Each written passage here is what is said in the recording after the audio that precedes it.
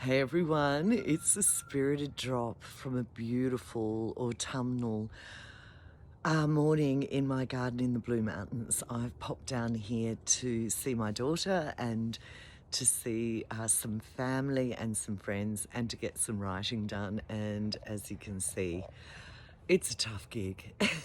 It's beautiful. It's about 15 degrees. The birds are out. It's cool. It's not humid, as you can see from my non-fuzzy hair. And it's a delight to be back in contact with nature and silence. And I've just walked back from the shops, which is, it's not a long walk. It's about a 1 kilometre walk one way from the main mall where there's some cafes and gorgeous shops. And I passed a few things that really got me thinking about what the medicine is for this time. So no doubt you guys like me are feeling very sensitive to the plight of a lot of people in the world at the moment who are being drawn into some really serious conflicts and not by their volition, and they're losing their homes and they're losing livelihoods, they're losing life. And then of course we've got this overlay of the crazy world media, which is just so difficult to believe and discern what's true and so on. And it is for anyone, like, you know, even people who are intuitive or psychic like me, anyone who, even the least sensitive of us, are feeling very uncertain and very unsettled by what's going on. And so I was sort of pondering this, and as I was walking home from getting a coffee this morning, and I passed a few things that just reminded me of where the gold really is in any time within the sort of human story, and especially in times like now. And so the first thing I passed was this gorgeous little handmade, tiny, like it belonged to an elf or a forest dwarf, book cabinet. And there were books inside, and it was called Ethel's Community Street Library, and it's a free book exchange in this beautiful little handmade cabinet at the foot of a massive old pine tree just on the fence line of a property. And the note said, you know, this is set up in memory of Ethel, who built this house, a beautiful old typical classical mountains house down the end of the garden. You can see bits of it. And it just says, take what you like, you know, and replace it with something else, and enjoy the free community street library. And I just thought it was such a beautiful thing to do, you know, and not only quaint and cool and kind of old worldy, but very community focused. So I've got a couple of spare copies of my book, and I'm going to sign them and just slip them in the library. And see if I could, you know, maybe it'll touch the heart of someone who needs to read it. But I was really touched by it. I thought the care in it, the beauty in it, you know, it's got lovely little glass pane doors. It's tiny though. It's only got 2 little shelves, I think a max of maybe about, I don't know, 12 books in there. But the thought and the community focus is beautiful. So I thought, oh, that's just so lovely, community street vibe, you know.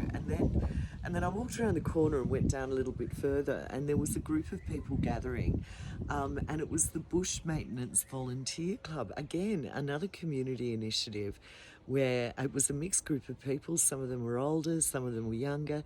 They had their volunteer fluoro jackets on, and these guys gather at different parts of the trails and the wilderness areas, and they do weeding. So they weed out any non-natives, they pick up any trash. They're obviously very good friends, because there was a lot of laughter and skullduggery going on between them as they were getting kitted out with their bags and their secateurs and things to go in and do a little bit of, you know, bush maintenance, which, again, the feeling of it really lifted my heart, you know. And then another example I've got is, yesterday I was up at the shops and I went to visit Paradiso Lura, and I love the woman who runs it, Jo. She's eclectic. her sourcing of stuff in her shop is just beyond. It's just absolutely beautiful. You don't see it anywhere else.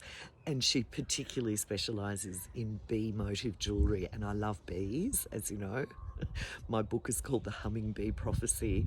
I have a lot of bee jewellery from her, and I went in to see what was in her bee jewellery cabinet, and of course there was a beautiful necklace there, and I bought it.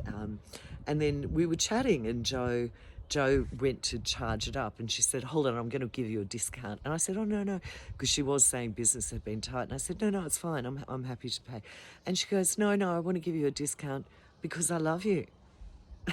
It's just so arresting and beautiful. And I said, I love you too. I said, I love everything about you. I love your shop. I love your style. I love your kookiness. I love you. And so there was a shopkeeper, local shopkeeper. It has been tough, and even more so now because the Blue Mountains, the train lines are good, but people often will drive up, and of course petrol's out of control and running out here because of all the world rubbish going on. So business has been tough, yet still there was just a really lovely, sweet little discount and exchange that we had because it's community.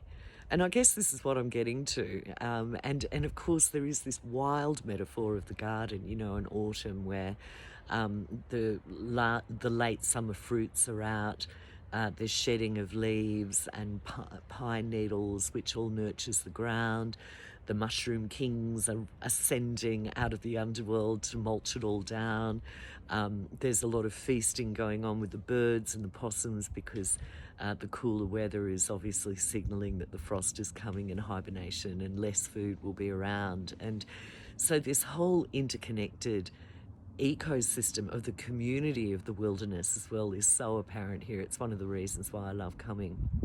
And so I guess in all of these examples and how uplifted I feel witnessing them and being a part of them is that it's community is where it's at. So whether that community be your little family, whether it be your neighbours, whether it be volunteer groups, whether it be in your neighbourhood, that's where the healing happens, and that's where the resilience and that's where the beauty is. And a hallmark of community is mutual care, generosity of time and goods and effort, and this beautiful all-accepting vibe that everybody is welcome. If you're in the community, you're welcome. If you're in the community, no matter how old you are or how young you are, you can join the bush maintenance team, you can borrow a book or exchange a book, you can get a little discount at the shop